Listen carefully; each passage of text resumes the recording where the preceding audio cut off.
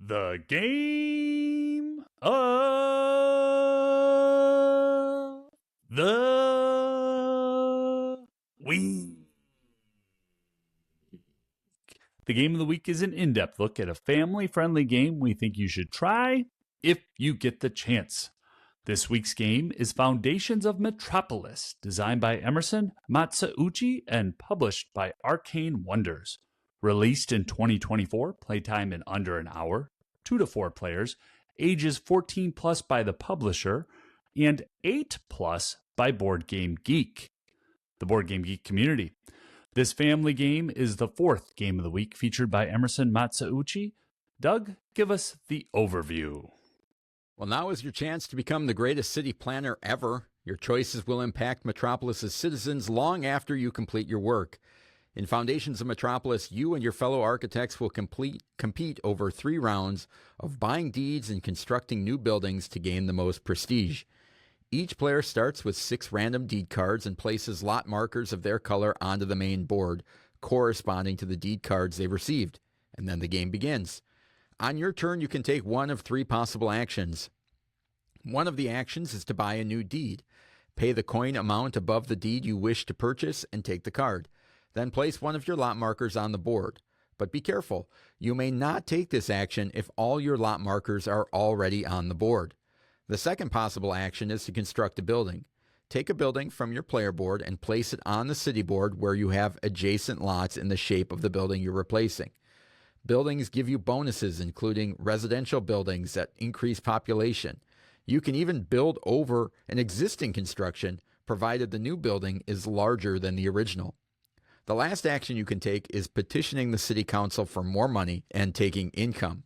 You'll gain 5 coins plus the value of any commercial buildings you have in the city.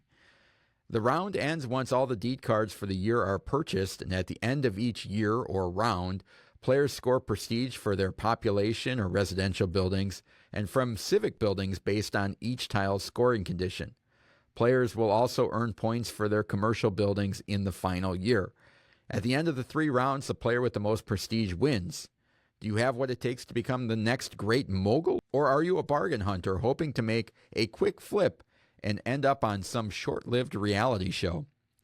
So that is the overview of Foundations of Metropolis. What do you like about the gameplay, Michael? This is one of my favorite games. It's a 10 for me on Board Game Geek, and it has been over time. There's a multi-dimensional competitive aspect with this game in which I see it playing out in 3 different aspects. 1, I'm competing against others.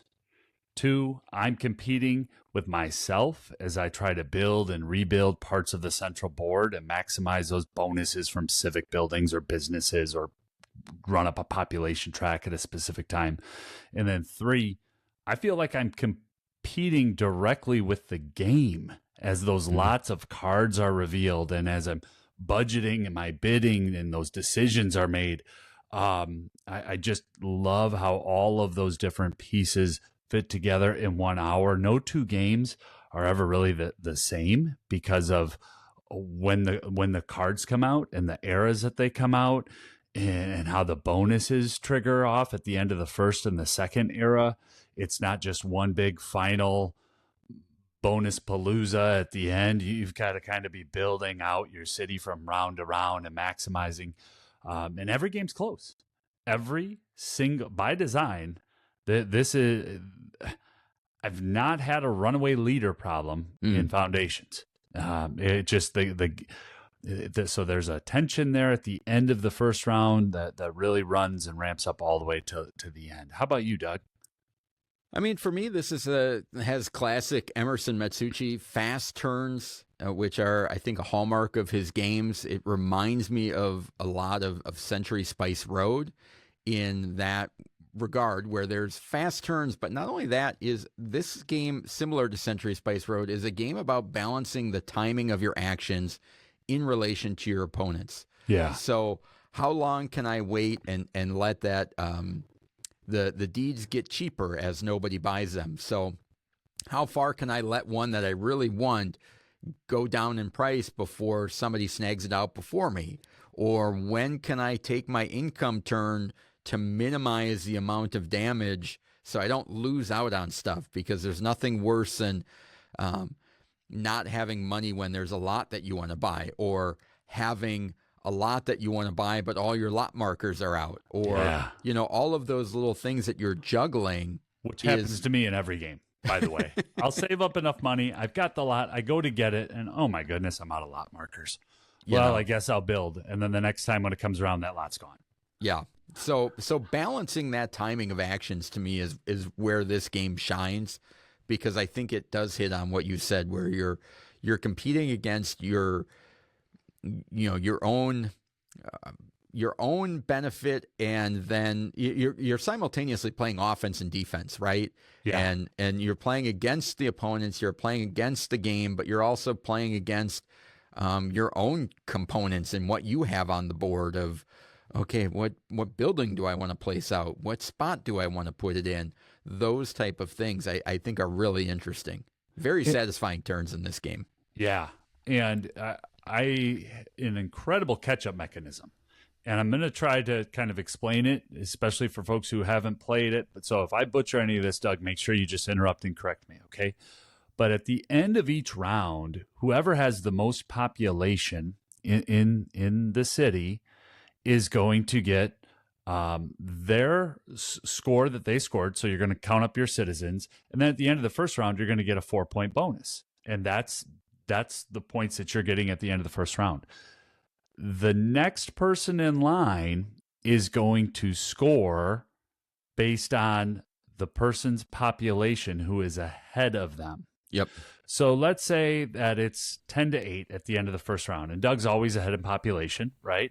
So Doug's going to get 10 points for his 10 points and then a 4-point bonus. So Doug's going to get 14. Well, I'm an inefficient loser who is only trying to stack up businesses, but I only had like 2 population. I'm going to get the 10 that Doug had. And in a 2-player game. In a 2-player game. If there's a third player at 8, you would get the 8 points. I'd get the 8. And that third, because you're assuming that I'd be last. I love what you did there, Doug. Thanks for walking through. You're the one that gave previous games. No, hey, I'm with you. But the rules clearly state you have to score at least 1 population to get on the board. So in a 4-player game, there can be people racing on that last turn of the first round just to get one person out on the board and breaking up what could potentially be, a nice little 2 or 3 banger tile bonus to just get that one out there. And I love that. I love how how those bonuses, you're just perfectly incentivized from within the round and at the end of round this game. Yeah. Well, and some of the buildings are the civic buildings score points by what's adjacent to them, and so and you score those every round, every year that they're out there. But it's like one of those things where you don't want to put something out too early, because then everybody around it is not going to put the building type that you want next to it. So it's like if you get one that's scoring you points based on being around residential buildings. Yeah. You put that out early and you're like, hopefully I'll get to score this several times throughout the game. But it's like, people aren't going to put population buildings, residential buildings there if they can. So trying to find the right time to put those civic buildings down and kind of catch people in a situation like, you're not going to be able to change that building now. And now I can put it at what I want is another little wrinkle there as well. What do you think about the production, Michael? I think it's awesome. I was really impressed with it. My entry into this universe was Foundations of Rome. And when I sat down and played Foundations of Metropolis, I instantly had buyer's remorse, Doug, because, and usually for me, buyer's remorse is I've overpaid for a board game, right? Well, I played your copy of Foundations of Metropolis right after Game Nerds had Nerds Day, and I let a $27 deal walk right out of my cart because I was like, I can't justify this. Doug's got the game. Why would I need to get the game? And then when I saw it, how everything fits together and the tiles are clear, I had no problems with the colors. They fit back in the nice little insert. Really impressed with the production in Foundations of Metropolis. I was. I didn't. I thought it was going to be a little bit chintzier. I really thought it was going to be, well, there's Foundations of Rome, and so this is going to be, entry level. And I think Arcane Wonders did a great job with the production of Foundations of Metropolis. How about you? Certainly for a retail game, it's awesome. There's things in this game with the dual layer boards of where all your tiles fit in and where your lot markers fit in. Those are kind of things that I guess are becoming more commonplace, but something that you'd kind of expect to see in a Kickstarter or a crowdfunding deluxe version of a game. The artwork is vibrant. It's easy to see the colors on the board from the different players. Yep. And the storage solution is streamlined as well. It exceeded my expectations. I think I'm in the same boat as you. Yeah. And I think it leads into kind of the things to be aware of, the elephant in the room of this is based off of Foundations of Rome, which was the original game that came out. And one of the benefits of Foundations of Rome or the differences, I guess, is that all of the tiles that you're placing out in Foundations of Metropolis are represented by miniature buildings in Foundations of Rome. And everybody gets a tray with the deluxe things, and your buildings are about an inch off the table. When you set them up, you're making a big 3D city. One of the things that, going back to the production, that I was worried about is in Foundations of Rome, it's so easy to just say, all right, here's your board, there's all your stuff, and you're kind of up and running. Yeah. And Foundations of Metropolis was able to pull that off with the dual layer boards and the way they stack into the insert, that you're pretty much saying, here's your tokens, here's your board, and you're all set to go. And with really clean icons. I think that's where Foundations of Metropolis just continues to shine, is the graphic design. It's very easy to see what is what. And I had concerns about that going into the game based on everything that you just said. But the lot markers have really good font on them, so you can just see exactly what they are. The buildings are clear. So, yeah. Yeah. So talking about Foundations of Rome, one of the reasons is that game came out several years ago, and Michael and I played it, and we really liked it. And it was one that, based on gameplay, is a slam dunk game of the week. No doubt about it. But the cheapest version of Foundations of Rome is about $210. And so Michael and I didn't really feel comfortable talking about... Can't be a game of the week. That's a non-starter. A $200 game on a family and education podcast. And when Foundations of Metropolis was announced, I was really excited. Well, we both were excited about that. All right, here's a possibility for us to be able to talk about this game that we already love. And so I think they've done a really good job with that. Is there anything as far as, I don't want to get into a full comparison necessarily of Foundations of Metropolis to Foundations of Rome, but anything else that you want to kind of highlight in that realm? Not without, I can't really even put my foot in that pool right now, Doug, without going so deep into it. You know what I mean? Like, I think that what I will say, I think that Foundations of Metropolis has been greatly overlooked by a large part of the board game community because it's been outshined by Foundations of Rome. And I have some analytics to back that up. I didn't just come in with an impression and warm feelings here. Foundations of Rome today, at the time of this recording, is ranked 321 overall on Board Game Geek, while Foundations of Metropolis is ranked 1,894, which isn't a huge surprise, right? Because one came out earlier, lavish Kickstarter. Anyone who has it's going to give it a 10 because they have it. And look at me, I got it. I love this game. But the overall ranking discrepancy is the thing that really gets to me a little bit. Foundations of Rome is an 8.1, whereas Foundations of Metropolis is a 7.7. And that bothers me slightly about our hobby as a whole. And I genuinely feel bad for the team over at Arcane Wonders, because I feel like they did the hobby community a solid by releasing Foundations of Metropolis so people can walk into their friendly local game store. You getting this for $27 on Game Nerds? Are you kidding me? Like that? Yeah. This is an awesome game. And that's 10% of what you would need to pay to play the game otherwise. So, go ahead. Do you think that rating? I'm just kind of speculating here.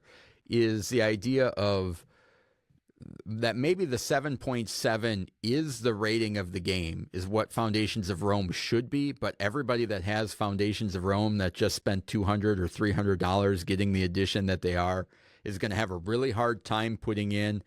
It was kind of like a 7.5 for me, and that is skewing the ratings, because in order to, I mean, certainly you can rank a game without owning it, so it's maybe that's a flawed assumption, is that a lot of the people that are ranking it are owning it. But I'm just curious of, like, gameplay wise, obviously it's identical. It's the exact same thing. So, is that just bias because of backers, or is it really that much better? We're talking about 0.4 of a point here. So it's not like it's a insane difference, but it's a pretty big difference in the Board Game Geekverse. I don't know. I think you're onto a lot of smart commentary pieces there. You are. I got to give you credit for that one. I just think that I looked through the comments today preparing for the segment, where I see some of the comments for people that rated it a 5 and even lower than that. It's just I thought that this game would be up for more game of the year and things like that. That's really where I'm coming from. I just think they did it right here. If you want the base game, you got Foundations of Metropolis. If you want 3 different expansions and a solo play, then you can jump all the way into Foundations of Rome. If you want that with metal coins and Sundrop, that's out there too. So it's interesting to me, because I feel like if they were released in the opposite, which would normally be the case, right? The kind of basic $50, $60 game comes out first. Think of like a Castles of Burgundy, and then after the game has some love and it's kind of been a staple for a while, it gets a deluxeified $200 heirloom piece.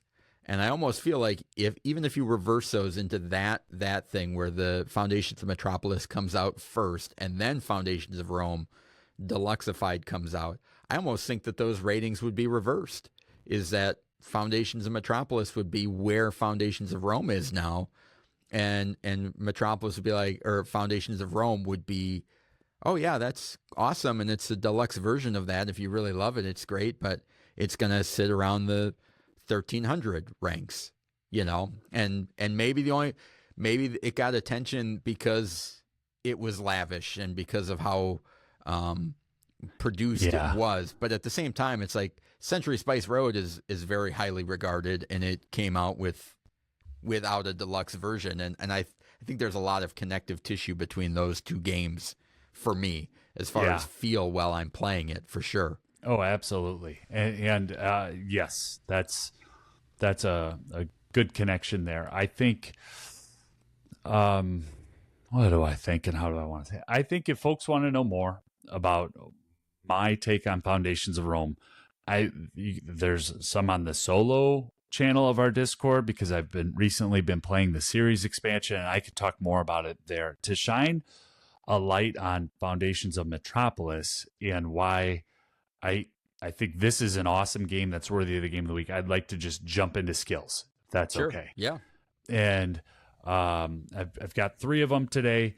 There are 3 that I've talked about a lot over time, but not together. And the first one is time management. And we define time management as a game that improves a player's ability to organize and plan how long they spend on specific activities before running out of time. Initial plays of this game can be somewhat forgiving because when a round ends and you get no points, that's a really good teaching and learning moment. And in that third round, it is moving in a way that can feel out of control of, oh man, how am I going to get all this to work? What am I going to do? But it's not in a mean way. I think it's in a really unique way of how the 3-round structure of the game is set up. And I appreciate that in repeated plays, but I also appreciate it in showing people this game for the first time. Just so you're aware, this is really going to move quickly. And I've run into that with my own kids, especially when they want to buy a building and they can't because that building costs 4 and you have 2. But I don't want to take income. I'm going to get income on my next turn at the end of the round. Well, this is the choice that you made. So that's the first skill. And I know there's a lot of other sub skills connected to that one, but I really enjoy the time management Foundations of Metropolis. Well, and I think it's one of those things where as the game goes on or you get towards the end of the round, it really becomes apparent the steps that you need to take in order to do what you want to accomplish. So it becomes apparent that it's like, well, I need the lot first. Yeah. And then I need to replace those lots with buildings. And if I want to get this bigger one out, that's another turn to replace the building I already just placed out because I got a new lot. So it's like you're looking at it and you're like, that's 4 turns down the line before I get to that end game. And there's only 3 cards left. Yep. So it's like, I hope people aren't buying those lots or, and that type of thing. It becomes very quick of like, you want to do more than you can on a turn, but not in a restrictive way where it's like, oh, you can't do any of these things. It's, okay, I can do them. I just need the time to do them. And okay, I need another turn. And the turns go by fast, so it seems like that, but you're so fast. Always looking at that stopwatch of the deck to see, okay, how many deeds are left? Do I have enough time to actually pull this move off? And then maybe it's like, I don't know if I can. Maybe I'm just going to pivot to this smaller building. And I really like that. Time management's a great skill. And can I do one more and then send it back to you? Is that sure. okay? Because the next skill that I have is observation, a game that rewards careful watching of details and behaviors in order to understand or arrive at a judgment. This cannot be a head down individual. I'm only worried about what I'm doing in order to score well. I really need to be looking at what other players are doing at the table. Because if nobody else has money, then I know that some of those cards are going to slide down to me. What Doug just mentioned, at the end of the game, if there's only 3 cards left and one person is sitting with $12, they're going to be able to buy out those 3 cards. And I know at most I'm down to my last 3 turns here. And that sense of observation about it's not just what I'm doing and how am I going to maximize my deeds and scoring and all that and have fun in these 3 rounds here in this 45-minute game. It's also about what are other players doing that's going to inform what I'm able to do. Yeah. Yeah, when you're talking about that, the observation, and I think what you just talked about, those 2 skills lead into my first skill, which is resource management, but it's not the way that you think. And Me or our listeners? Now I'm genuinely excited. Both. Okay. Resource management is a game that boosts a player's capacity to efficiently and effectively oversee available assets. So normally when we talk about a skill like resource management, you talk about, okay, you have money in this game, right? How do you spend that money? Of course, that's part of it. And acquiring the lots, and how do you fill up those lots with the buildings? Your buildings are your resources. But to me, the biggest resource in this game is the actions and when to do them and how. And I just talked about it a little bit on, do I have enough time to do these things? But it's like, when is the best time to manage my available actions to take them to be the most efficient? Is this a time where I can take income where I know nobody's going to steal the tile that I want? Is now the time to upgrade my building or spend a little extra for a deed because I'm not sure if it will be there? And that kind of management of your actions as a resource, because they are finite. You will run out of them, and the game and other players are working against you the entire time, and managing that that resource, that commodity that you have is huge in this game. That's awesome. Yeah. The last skill, you going with one more? Should I? Sure. No, you go ahead. Last skill is goals, a game in which players have clearly defined victory conditions that they must work towards. The game does a beautiful job of clearly outlining how you score points. And so I know in my first play, at the end of that first round, what my goals are. And based on what Doug had just said, because of the resource management and how I can't plan out a full game with perfect information because I have other things competing against me, it could take a long time to master those goals. This is not a game that I get bored with in repeated plays.